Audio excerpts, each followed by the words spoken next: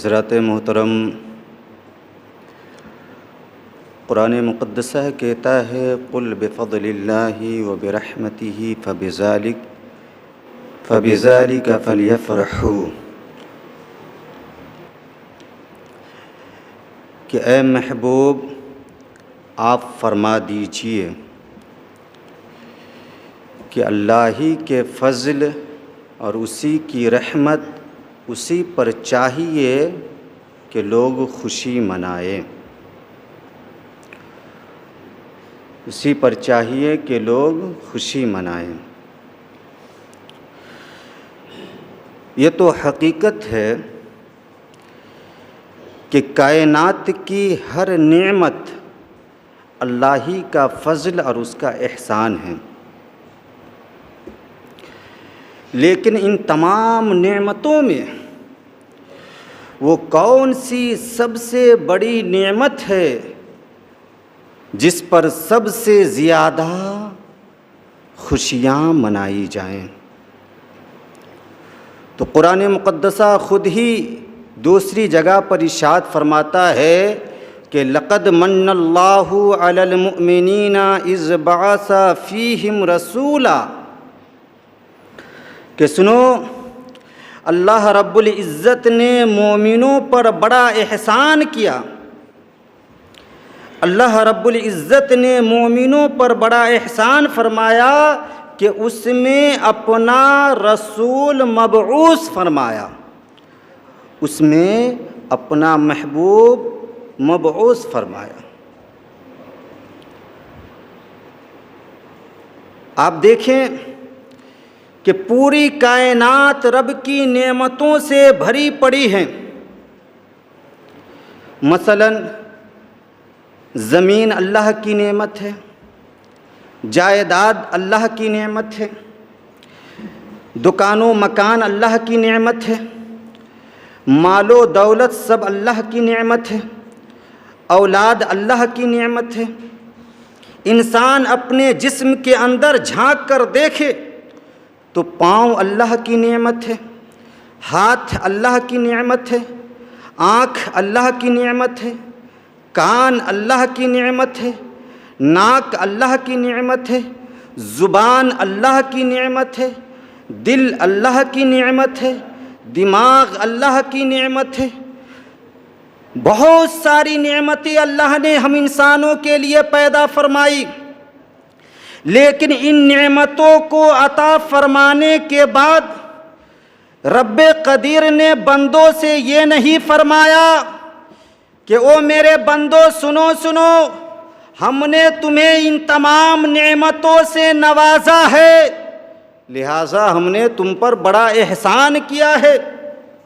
کہیں بھی رب قدیر نے ایسا نہیں فرمایا، لیکن جب بھیجا اپنے محبوب کو، جب بھیجا اپنے رسول کو، تو اللہ نے فرمایا کہ ہم نے مومنوں پر بڑا احسان کیا کہ اس میں اپنا محبوب مبعوث فرمایا۔ تو پتہ چلا کہ تمام نعمتوں میں اگر سب سے بڑی کوئی نعمت ہے تو وہ میلاد مصطفیٰ کی نعمت ہے، وہ ولادت مصطفیٰ کی نعمت ہے۔ دوسری جگہ قرآن کہتا ہے وَأَمَّا بِنِعْمَةِ رَبِّكَ فَحَدِّثْ، کہ اپنے رب کی نعمتوں کا تم خوب چرچا کرو۔ میلاد مصطفیٰ یہ اللہ کا سب سے بڑا فضل و احسان ہے، اور اللہ کے فضل و احسان پر ہی مومنوں کو چاہیے کہ خوشیوں کا اظہار کرے۔ تو گویا رب قدیر کا منشا یہی ہے کہ مسلمان اپنے نبی کی ولادت کے موقع پر خوب خوشیاں بھی منائے اور اپنے نبی کی ولادت کا خوب پرچار بھی کرے۔ سبحان اللہ، خوب چرچا بھی کرے۔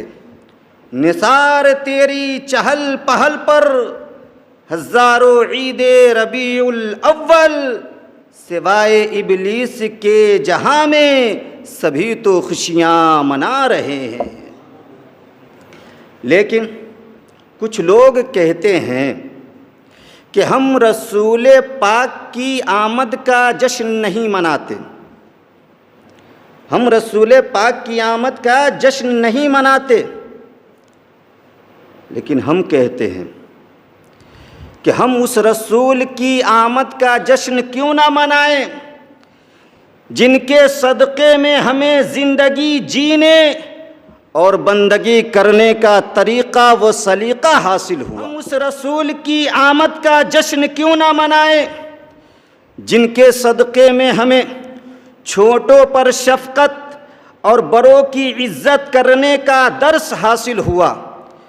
ہم اس رسول کی آمد کا جشن کیوں نہ منائیں جن کے صدقے میں ہمیں ماں باپ کے ساتھ حسن سلوک کرنے کا پیغام حاصل ہوا۔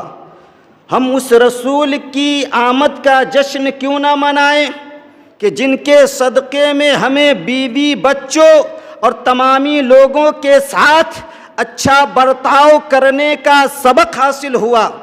ہم اس رسول کی آمد کا جشن کیوں نہ منائیں جن کے صدقے میں بچیاں زندہ دفن ہونے سے بچنے لگیں۔ ہم اس رسول کی آمد کا جشن کیوں نہ منائیں جن کے صدقے میں عورتوں کو بلند مقام و مرتبہ حاصل ہوا، کیونکہ دور جاہلیت میں عورتیں مردوں کے قدموں کی جوتیاں سمجھی جاتی تھی، لیکن رسول پاک کے صدقے عورتوں کو وہ مقام و مرتبہ حاصل ہوا کہ ان کے قدموں کے نیچے ہی جنت ہو گئی۔ سبحان اللہ۔ ہم اس رسول کی آمد کی خوشی کیوں نہ منائے کہ جن کے صدقے میں ہمیں قرآن ملا، جن کے صدقے میں ہمیں ایمان ملا، جن کے صدقے میں ہمیں عرفان ملا، جن کے صدقے میں ہمیں رمضان ملا، جن کے صدقے میں ہمیں امن و امان ملا۔ اگر وہ نہ ہوتے تو ہمیں کچھ بھی نہیں ملتا۔ جبھی تو امام عشق و محبت لکھتے ہیں کہ وہ جو نہ تھے تو کچھ نہ تھا، وہ جو نہ ہو تو کچھ نہ ہو۔ ارے جان ہے وہ جہان کی، جان ہے تو جہان ہے، جان ہے وہ جہان کی۔ کون؟ رسول پاک۔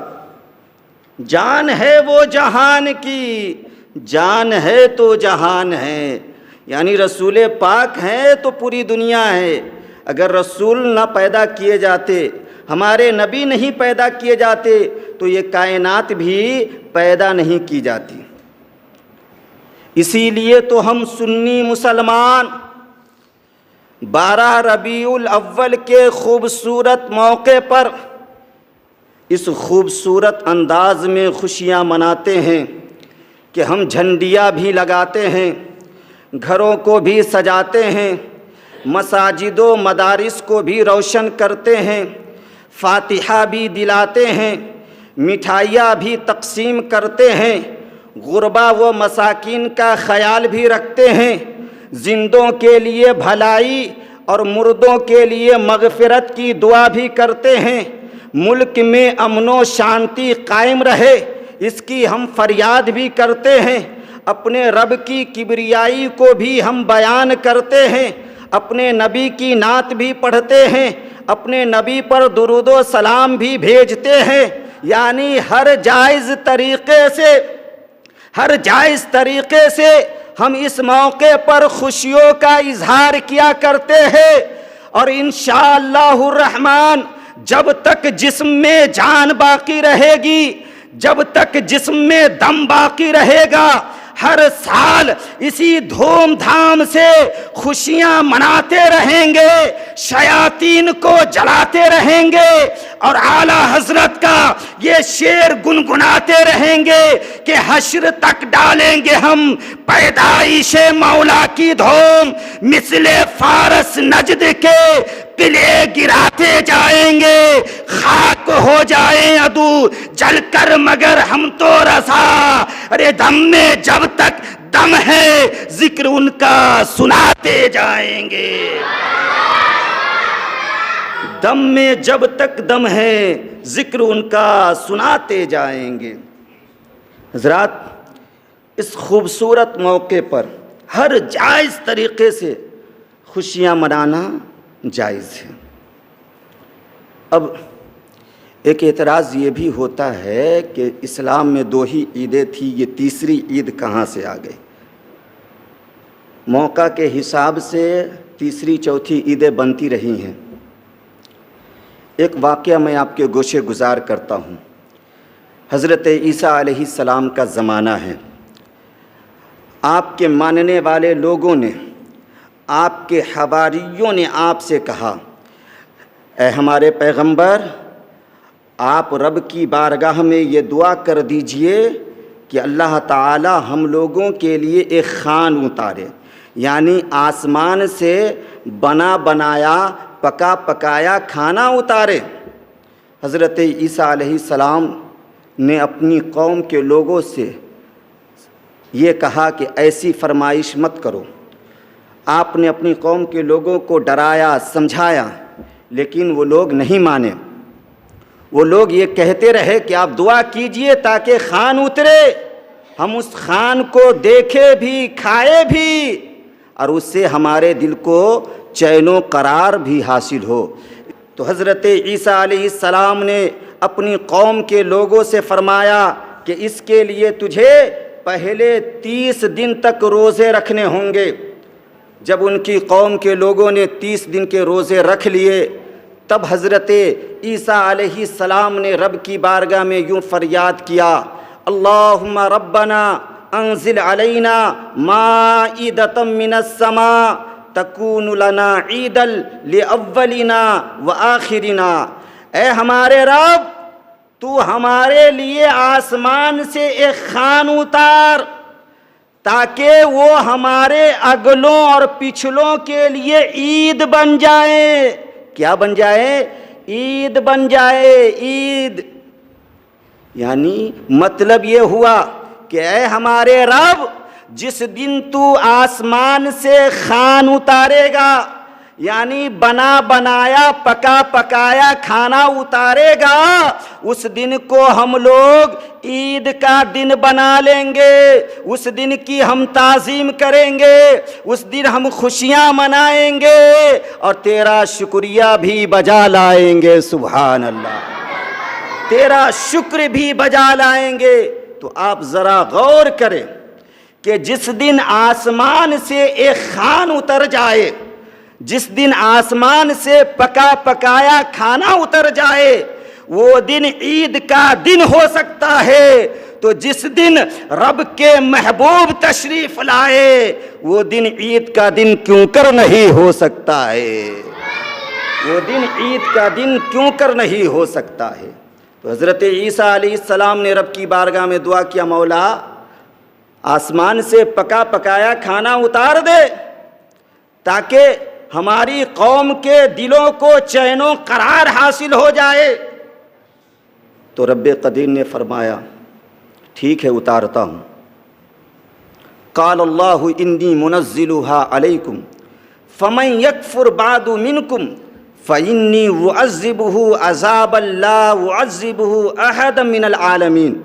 اللہ نے فرمایا ٹھیک ہے میں اتارتا ہوں، لیکن یاد رکھنا اس کے بعد، یہ کھانا کھانے کے بعد بھی، اس کے بعد اگر کوئی کفر کرے گا تو اسے میں ایسی سزا دوں گا، ایسا عذاب دوں گا، ایسا عذاب دوں گا کہ ویسا عذاب پھر میں کسی کو بھی نہیں دوں گا۔ اللہ اکبر کبیرہ۔ رب قدیر نے آسمان سے پکا پکایا کھانا اتارا، لوگوں نے کھایا، اور اس کے بعد بھی کچھ لوگ کفر کرنے لگے۔ جب کفر کیے تو اللہ رب العزت نے ان کی شکلیں بدل دی اور خنزیر کی شکل بنا دی، ان کی شکلیں بدل کر خنزیر کی شکل بنا دی۔